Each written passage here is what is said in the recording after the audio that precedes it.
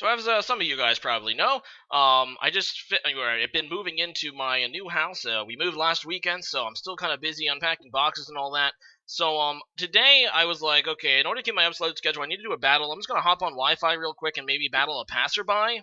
And I got a battle here against a guy named JoeyFontaine. And after googling his name, I noticed that he has a YouTube as well, or at least if that's him.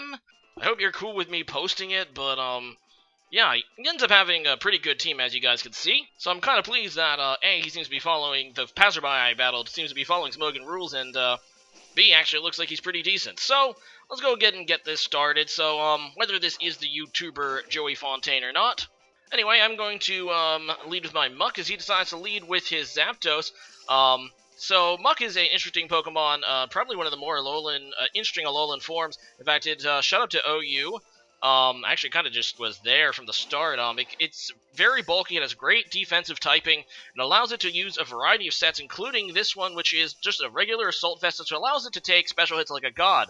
So he's going to go out into his Sharpedo to absorb the predicted knockoff. So as you can see, he's already making some pretty great predictions right there. Obviously, being that it has a Mega Stone, it can't knock it off, nor can I do bonus damage to it. So here he predicts I presume, maybe even predicts the switch into Scarm, going out to Tapu Lele, and he does have Thunderbolt.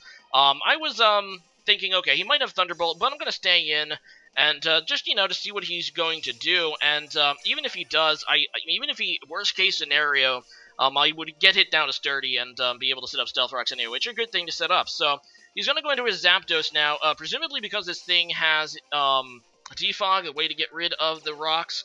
And, yeah, I believe I'd switch as well. So, a lot of switches here early as I just go into Magnezone. And, can't really remember. Oh, right, I was going to Magnezone to take the Thunderbolt. So, I'm just going to go for the Thunderbolt here. This is a Choice Scarf Magnezone. And, yeah, as you can see, it's going to punish him for going for that Defog because it's able to do some decent damage to the Zap. So, I do switch out here instead of staying in. And I go out to my Mismagius, and I can't really remember why. I think I was trying to predict a switch. He ends up switching, but not into the Pokemon I wanted. He goes into this Excadrill thing, and he does have Mold Breaker, which I think I missed at the time because I was kind of distracted, so I'm like, oh. I mean, I don't know why it wouldn't have Mold Breaker. I just go for the sub anyway, because I wanted to see what he would do. And he goes for the Rock Slide, and I'm thinking, okay, maybe this thing is locked into that, because the most popular Excadrill sets tend to be the Scarf ones with Mold Breaker. So I'm like, okay, maybe he is locked into that, and I know I could take one of those, so I'm just going to Calm Mind here.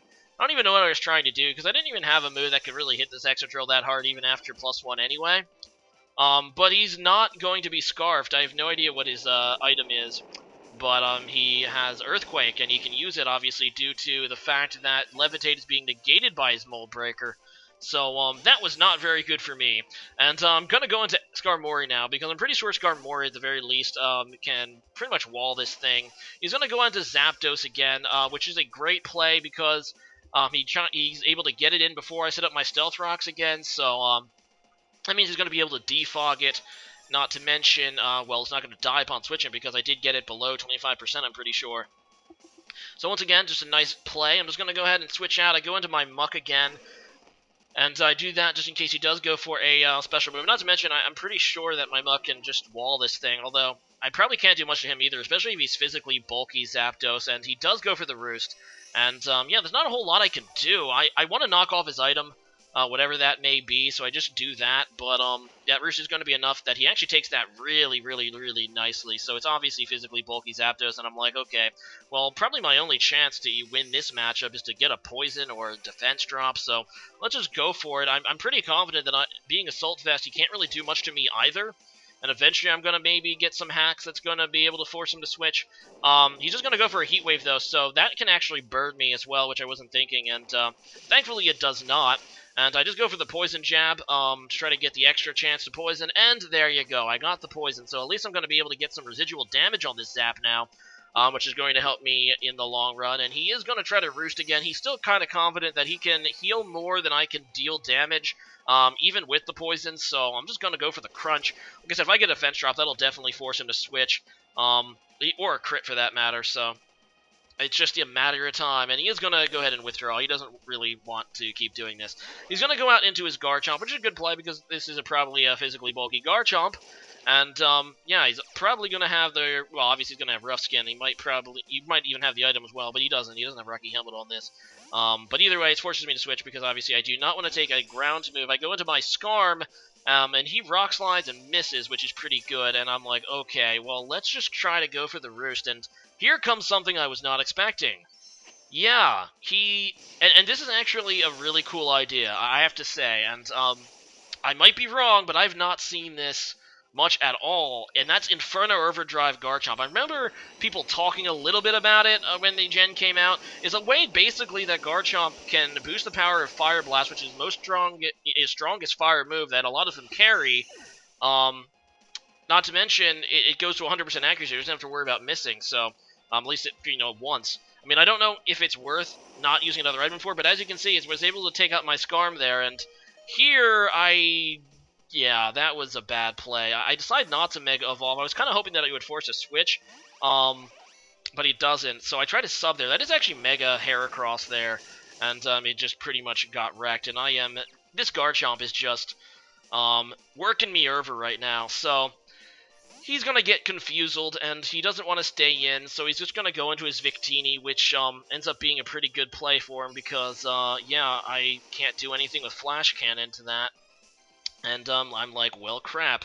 Victini is a really powerful Pokemon, and I'm pretty sure nothing I have can really do much to it. I'm just going to go to my Gyarados. It gets the Intimidate off on it. I do resist fire, but I have to imagine a V-Crate would still do a lot.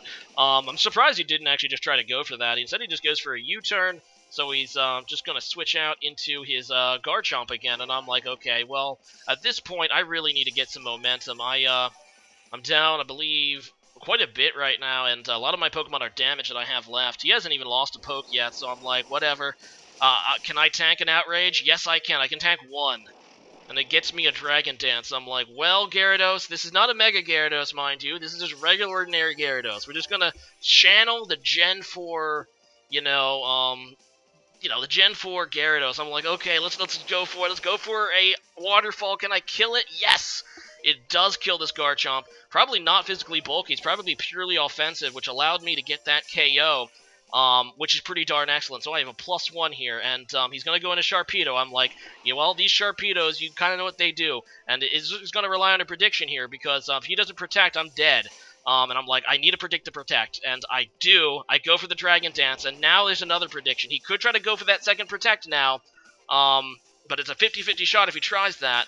So I'm like, no, he's not going to do it. I'm going to kill him. I have +2 speed, so even when he Mega Evolves into Mega Sharpedo, I'm going to be faster. And I have +2 attack. Now, you guys remember from the Gen 4 battle days, what happens when you get your opponent get a +2 Gyarados? It's pretty much game over. So I'm like, let's make this happen. Bam! Earthquake. Get rid of this Sharpedo, and now I'm looking pretty nice. I have +2. And looking at his team, he doesn't really have any priority, so that is something that he probably needs to do on this team. And yeah, you just have to hope that he can tag something. Not this Zapdos, though. This Zapdos nearly half dead. It's not going to be able... I don't care how physically bulky that you are. It doesn't matter. I have +2. I have +2. And I love it. I love it. This is... there's no words. I mean, this is giving me nostalgia. At least it was at the time, like... Man, who ever heard of Dragon Dance Gyarados doing anything in Gen 6 and 7? Especially, least of all, not Mega Gyarados, but it goes to show you, Gyarados doesn't need a Mega to be epic, and yeah, that Tapu Fine, Tapu Lele? Yeah, Tapu Lele, yeah. It's probably Scarfed, still not fast enough, I have +2. Victini, you're probably Scarfed too, but doesn't matter, I'm just gonna Waterfall you, because I have +2. And, yeah, that's pretty much it. I'm gonna be able to get that, Gen 4 Gyarados sweep. It was, looking pretty bleak early on against this guy, but, an old-school strategy was able to, help propel me into a win. So, I hope you enjoyed this match. He does run there at the end instead of letting his, Excadrill die. But today's question of the day is this. Now, you guys probably have heard by now that Baton Pass is now banned in OU. I'm not actually going to ask about that. I'm going to ask about a related change. They've actually banned it from Uber as well. So I just want to. How do you feel about in general bans in the Uber tier? Like back in the day, Uber was kind of like the thing that you wanted to play because you could use everything and use all the strategy. Now, obviously, they banned Mega Rayquaza last gen. It was kind of a necessary evil because of how ridiculous Mega Rayquaza actually is. But I'm not really sure about banning. But I mean, I can kind of understand Baton Pass's ban in OU. I mean, it was getting to the point that it was ridiculous. With every new generation, there's just a ton of more abusers of Baton Pass that comes out, and yeah, I mean that was a necessary change. But in Uber, man, why? That's the point of Uber, so you could use everything. I mean, I know that there's an anything goes tier now, but I mean, I prefer. With species clause and all those standard Smogon clauses apply to Ubers that don't apply to anything goes. And I feel like Baton Pass being one of the more interesting moves in the game, um, it really shouldn't have been banned. In fact, now I guess I can't do my Magikarp sweep even in Uber anymore. Gosh darn it. Anyway, leave a comment about that and see you guys again next time. Later. Also, if you want to battle with me, I will be streaming this weekend, so that's cool. And I think that I'm streaming on Saturday, so that's actually 2 days from now.